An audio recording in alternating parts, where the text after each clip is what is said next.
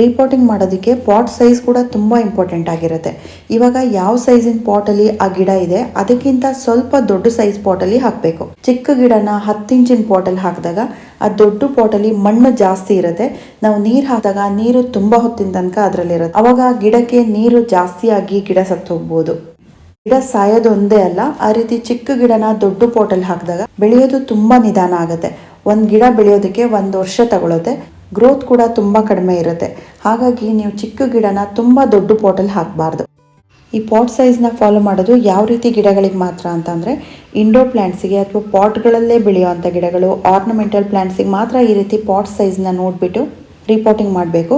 ಬೇರೆ ದೊಡ್ಡ ಗಿಡಗಳಿರುತ್ತಲ್ಲ, ದಾಸವಾಳ, ರೋಸ್, ಬೋಗನ್ವಿಲ್ಲಾ, ಇಗ್ಜೋರಾ, ಈ ರೀತಿ ಗಿಡಗಳನ್ನ ನೀವು ಚಿಕ್ಕ ಪಾಟ್ಗಳಲ್ಲಿ ಅಥವಾ ಪಾಲಿಥೀನ್ ಕವರಲ್ಲಿ ಇರೋದನ್ನು ತಗೊಂಡು ಬಂದರೂ ಕೂಡ ನೀವು ಅದನ್ನು ತುಂಬ ದೊಡ್ಡ ಪಾಟಿಗೆ ಶಿಫ್ಟ್ ಮಾಡಬೇಕಾಗುತ್ತೆ. 12 ರಿಂದ 17 ಇಂಚಿನ ಪಾಟ್ ಸೈಜ್ಗೆ ಚೇಂಜ್ ಮಾಡಬೇಕಾಗುತ್ತೆ. ಅಥವಾ ಗ್ರೌಂಡಿಗೆ ಕೂಡ ಹಾಕ್ಬೋದು. ನರ್ಸರಿಯಿಂದನೇ ನೀವು ದೊಡ್ಡ ಪಾಟ್ಗಳಲ್ಲಿರೋ ಗಿಡಗಳನ್ನ ನೀವು ತಗೊಂಡು ಬಂದಿದ್ರೆ ಅದನ್ನು ಶಿಫ್ಟ್ ಮಾಡೋದಿರಲ್ಲ, ಅದು ಹೇಗಿರುತ್ತೋ ಹಾಗೆ ಇಡ್ಬೋದು.